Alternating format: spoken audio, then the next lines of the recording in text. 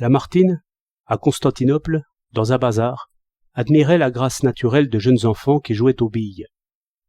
Survinrent 2 hommes qui examinèrent les yeux et les dents de ces enfants. C'étaient des acheteurs, et ces enfants étaient à vendre, comme chez nous les chevaux. Lamartine ne le comprit pas tout de suite. On peut même dire qu'il ne le comprit jamais tout à fait. Nous attachons grand prix à notre semblable. Par la seule forme, nous devinons la personne. Nous la posons égale à nous, et libre comme nous voulons l'être. Cela ne fait pas que la personne humaine soit toujours traitée comme telle. Il y a de terribles métiers. Il y a des taudis. Peut-être faut-il dire qu'il n'y a pas une parcelle des commodités de notre vie qui ne soit payée par la misère de quelqu'un.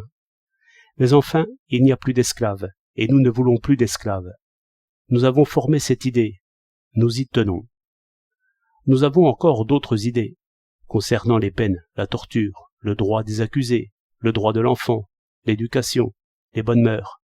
Et cela revient toujours à respecter la personne humaine, et enfin à supposer, mieux, à vouloir par préjugé, qu'un homme vaut un homme.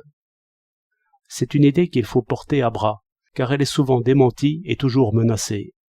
À la guerre, on ménage moins l'homme que le cheval. Le premier interrogatoire se fait trop souvent à coups de poing et à coups de pied. L'industrie attelle l'homme comme le laboureur attelle les bœufs. La colère et l'avidité reviennent toujours à l'esclavage. La frivolité refuse de voir. Mais enfin, quand tout est clair, l'opinion n'hésite pas.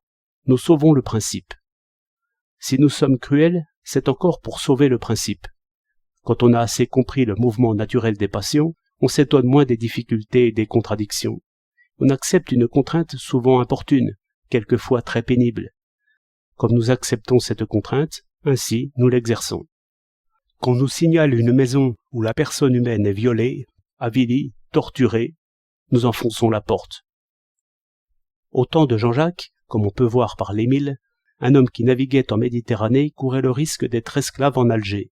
Lui, sa femme et ses enfants.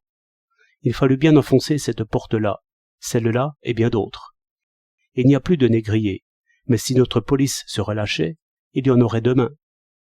L'idée qui fait vivre notre civilisation, c'est que cette civilisation ne va pas de soi, et que les passions sont et seront toujours les mêmes. L'hospitalité homérique est une grande chose. Il disait que les dieux se déguisaient en pauvres et mendiants. Certes, nous avons ici quelque chose à prendre. Mais nous devons savoir aussi que le fidèle Eumée, porché en Ithaque, avait été acheté comme un jeune veau. Lamartine fut reçu pacifiquement et noblement par un chef arabe très puissant. Mais la conversation fut néanmoins épineuse, par ceci que le grand chef considérait la doctrine de la Trinité catholique comme une superstition qui méritait la mort. Nous avons peine à respecter la pensée de notre semblable, mais enfin, nous nous y efforçons. Nous sauvons le principe. Il est facile de louer les mœurs des sauvages, et Montaigne a écrit là-dessus des choses généreuses et fortes. Mais, à défaut d'une connaissance plus approchée, nous devons savoir, et ne jamais oublier, que la simple et aveugle coutume établira partout, et ici même, si nous la laissons faire, un régime de crasse, de négligence et de fanatisme. Sans compter la force nue, qui passera comme le cyclone. Certes, il faut payer l'ordre, et même très cher. Nous aussi nous le savons, qui avons fait la guerre. Nous sommes colonisés, si je puis dire, par nous-mêmes, et sans douceur. Qui n'a pas accusé les lois? Qui n'a pas souhaité de vivre sans maître? Mais le moindre mouvement de foule, quand ce ne serait que de panique, nous rappelle que l'homme est un animal dangereux à lui-même. La paix est un état sévère, et qui fait tout aussitôt oublier que la sévérité est nécessaire. D'où le rêve idyllique renaît toujours. Seulement, il suffit de 3 bandits pour nous remettre en ordre. Rêver que des populations naïves et ignorantes étaient bien heureuses avant nos gendarmes, c'est toujours rêver. C'est le même rêve.